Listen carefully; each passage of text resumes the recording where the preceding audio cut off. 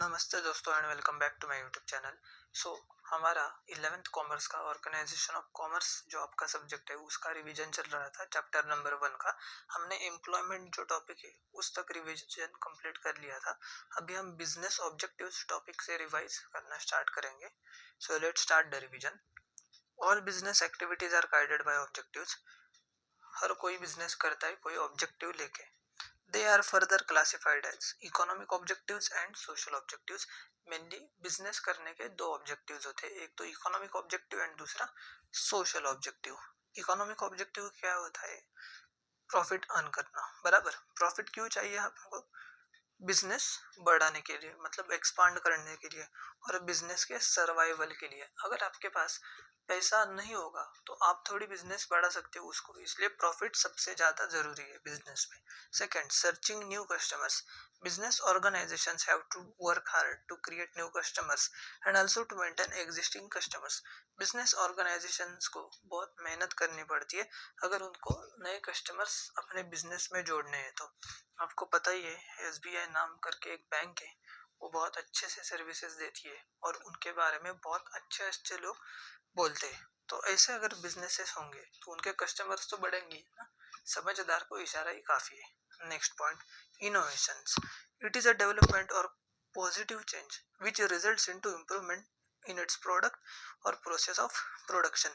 Innovations मतलब कुछ तो चेंज लाना हमारे प्रोडक्ट में या सर्विसेज, कुछ तो मतलब सर अच्छा चेंज लाना, जिसके लिए रिसर्च एंड डेवलपमेंट आपको करना पड़ेगा, उसके लिए भी खर्चा लगेगा, मार्केट सर्वे करने पड़ेंगे आपको, टेक्नोलॉजी फ्रेंडली होना पड़ेगा आपको। Next point, best possible use of resources. Resources are scarce and have alternative uses. They should be used to its maximum and should not be wasted. Optimum use of resources ultimately leads to increasing profit. Resources बहुत कम है, मतलब limited है, उन limited resources का आपको अच्छे से इस्तेमाल करते आना चाहिए एंड रिसोर्सेज को हमें वेस्ट नहीं करना चाहिए, जिसके वजह से हमें हमारा मैक्सिमम आउटपुट जनरेट होगा और अल्टीमेटली हमारे प्रॉफिट्स बढ़ेंगे। तो मेनली 4 इकोनॉमिक ऑब्जेक्टिव्स है: earning profit, searching new customers, innovations and best possible use of resources. Second objective, social objectives. Supplying quality products. Of course आपने अगर क्वालिटी प्रोडक्ट्स डिलीवर किए तो ही आपके पास कस्टमर्स आएंगे। फॉर एग्जांपल, मेरा अगर एक पानी पूरी का ठेला है, ठीक है, मैंने पूरा एक अच्छे से शॉप लिया है, पूरा मेरा शॉप क्लीन है, जहाँ पे मैं पानी पूरी बनाता हूँ, जहाँ पे मेरे वर्कर्स लोग काम करते हैं। जो बंदा पानी पूरी बनाता है उसके हाथ में ग्लोव्स वगैरह जो होते हैं ना, वो फूड बिजनेसेस जिनके होते हैं उनके लिए जो ग्लोव्स होते हैं वो पहने हैं अच्छे से, तो दिखने वालों को भी अच्छा लगेगा ना, और आपके पास बहुत सारे कस्टमर्स भी आएंगे। इसको हम हाइजेनिक बोलते हैं। Second point, avoiding unfair trade practices. Unfair trade practices like black marketing, misleading advertisements, wrong measurement should be avoided. Sir black marketing का मतलब होता है कि आप गुड्स और सर्विसेज में इलीगली तरीके से बाय या तो सेल कर रहे हो प्रोडक्ट्स को।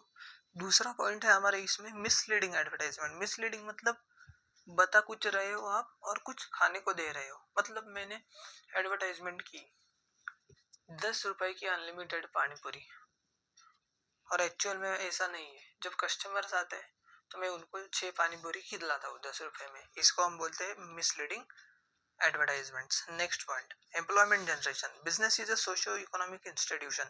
Business should create jobs for skilled and unskilled people. Of course, अभी हमने अच्छा खासा अगर बड़ा बिजनेस कर लिया तो उसमें हमको एम्प्लॉयज लगे ने बिजनेस को चलाने के लिए, तो उसके लिए बिजनेस जॉब्स क्रिएट करेगा मार्केट में, जिसके बदले अल्टीमेटली मतलब देश की भी तरक्की हो जाएगी, लोगों को जॉब्स मिलेंगे तो। Next point, welfare of employ. Skilled and unskilled workers are the part of society. हमारे सोसाइटी में स्किल्ड वर्कर्स भी है, अनस्किल्ड वर्कर्स भी है। So if employees are properly taken care of, it brings welfare to the society. मतलब आप उनको job दोगे, सैलरी दोगे, बराबर ना, उससे क्या होगा, सोसाइटी का वेलफेयर होगा। Helps to solve social problems. Due to rapid industrialization, many social problems arise like traffic jams, growth slums, air water pollution, business should be aware of this and should try to reduce them. मतलब उन ये बोल रहे हैं कि आप CSR करो। आपको जो पढ़ाते हैं ना कंपनीज एक्ट में, कॉर्पोरेट सोशल रिस्पॉन्सिबिलिटी, कुछ कंपनीज को ये कंपलसरी है करना, कुछ कंपनीज को ये कंपलसरी नहीं है, अगर आपकी इच्छा है तो करो। बट इन्होंने जो बोला है इस पॉइंट में कि सारे बिजनेसेस जो बड़े होंगे या तो छोटे होंगे, अपने अपने लेवल पे कुछ समाज का भला करने का सोचो और उसके लिए काम करो। Next point, contributing to the welfare of the society, business house should taken care of general welfare of the society. भाई 3 बार एक ही पॉइंट दिया है, तुम रीड करो अच्छे से। नोबेल कॉज के लिए काम करो, ऑफर करो scholarships for higher education. So इसमें टोटल है 6 point. Supplying quality products, avoiding unfair trade practices, employment generation, welfare of employees, helps to solve social problems and contributing to welfare of the society. अभी इन्होंने दिया है role of profit in society. आपको पता है profit कैसे निकलता है, रेवेन्यू में से कॉस्ट माइनस करने के बाद आपका आता है profit. Every business operates with an aim to earn profit. Of course हर बिजनेस का एम क्या होता है भाई, हमको प्रॉफिट कमाना है, मतलब पैसा कमाना है। रोल क्या है अभी प्रॉफिट का बिजनेस में, वन बाय वन देखेंगे। Return to investors, of course अगर हमारे पास प्रॉफिट होगा तो ही जो लोगों ने हमारे बिजनेस में इन्वेस्ट किया उस प्रॉफिट में से कुछ हिस्सा हम उनको देंगे एज ए रिटर्न उनके इन्वेस्टमेंट पे बराबर। दूसरा R&D मतलब रिसर्च एंड डेवलपमेंट पे भी खर्चा लगता है। अभी फॉर एग्जांपल जब एंड्रॉयड वर्जन नहीं था, नोकिया के जो बटन के मोबाइल आते थे ना, तो नोकिया ने क्या किया कि नोकिया ने उसको एडॉप्ट नहीं किया। जब एंड्रॉयड आया तो नोकिया बोला कि हमको नहीं चाहिए भाई ये प्रोडक्ट, ये तो मार्केट में चलेगा नहीं, हमारा जो बटन का मोबाइल है इंडियन मार्केट में यही चलेगा। R&D यूज ही नहीं किया उन्होंने, मतलब पैसा ही इन्वेस्ट नहीं किया। उसके बाद से भाई वो तो दिखा ही नहीं मार्केट में, नोकिया एकदम से इंडियन मार्केट से खलास ही हो गया। सो R&D करना बहुत जरूरी है इस फास्ट चेंजिंग वर्ल्ड में। Next point, growth and expansion. Of course अगर आपको बिजनेस ग्रो करना है उसके लिए प्रॉफिट जरूरी है। अगर मेरी वड़ा पाव की एक ब्रांच है अभी, मुझे दूसरी ब्रांच अगर खोलनी है मेरे सिटी में, उसके लिए पैसा तो चाहिए, मतलब अल्टीमेटली प्रॉफिट चाहिए। Next point, increasing efficiency. Efficiency मतलब क्या, profit facilitate payment of various dues in time. It also motivates the employees working in the organisation. मतलब ये बोल रहे हैं कि अगर आपके एम्प्लॉयज को आप टाइमली पे करोगे तो उसके बदले एम्प्लॉयज का मोटिवेशन बढ़ेगा, अच्छे से वो काम करेंगे, मतलब एफिशिएंसी बढ़ेगी।